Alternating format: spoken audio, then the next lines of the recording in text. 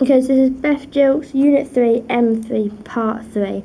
So we're going to move over to the first aid incident now. So this could be involving lifeguards, customers, staff, anybody could be involved in the first aid incident. So the event in which the accident happened could be someone was walking along the poolside, maybe running when they weren't meant to be, and they slip along poolside.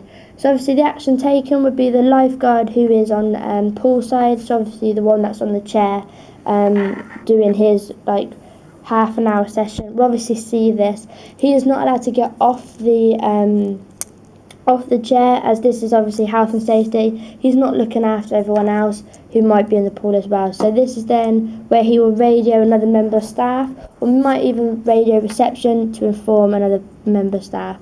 But obviously someone will be informed through this, as the lifeguard cannot get off the chair. So again, person responsible would be the lifeguard, because this is the one that's seen the incident, and obviously the person that's going to be taking part within the first aid incident. So after this, 2 lifeguards then go to the incident.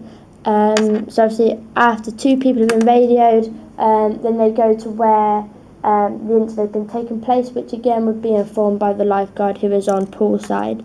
Both of them, or maybe just one of them, will check how the customer is, if they've got a cut, what involved within the issue.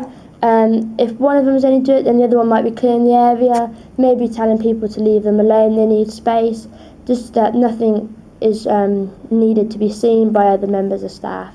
So again, responsibility would be the lifeguard again. This is to make sure that the area being of the customers clean, make sure that they're safe, make sure that they're not too injured, and obviously assessing the area and the customer themselves.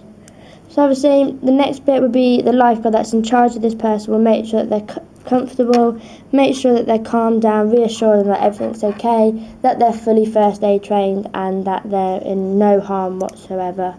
The other lifeguard that was clearing the area, make sure that it's safe, will go to the back office and make sure that they get a report sheet. This is then filled out by the first aider. And obviously if equipment needed, such as bandages, then they would be collected as well. When doing bandages, dealing with blood, anything like that, gloves and correct equipment must be worn at all times. So again, responsibility would be the lifeguard. They need to make sure that they've got the report filled out, or certainly the report sheet with them, and make sure that all the correct equipment is there when taking part in helping the customer. So the lifeguard, after this report is finished, either by the customer or maybe just a member who has seen or with the person that is injured, would then get their report done. Obviously, if the customer is treated at the leisure centre, they must be treated best they can. They might just have a cut, a nosebleed, so you need to make sure that this is stopped and the wound is covered. So again, the duty manager be involved with this, making sure that report is all filled out.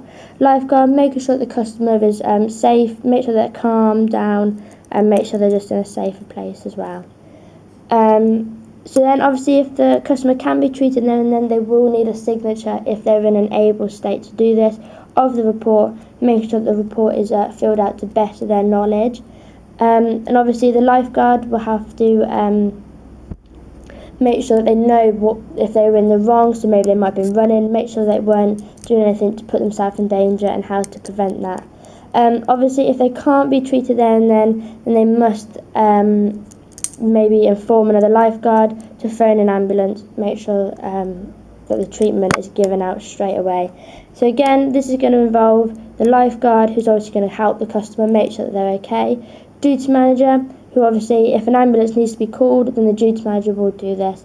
And the receptionist is the person that's going to obviously inform the duty manager that the ambulance needs to be informed.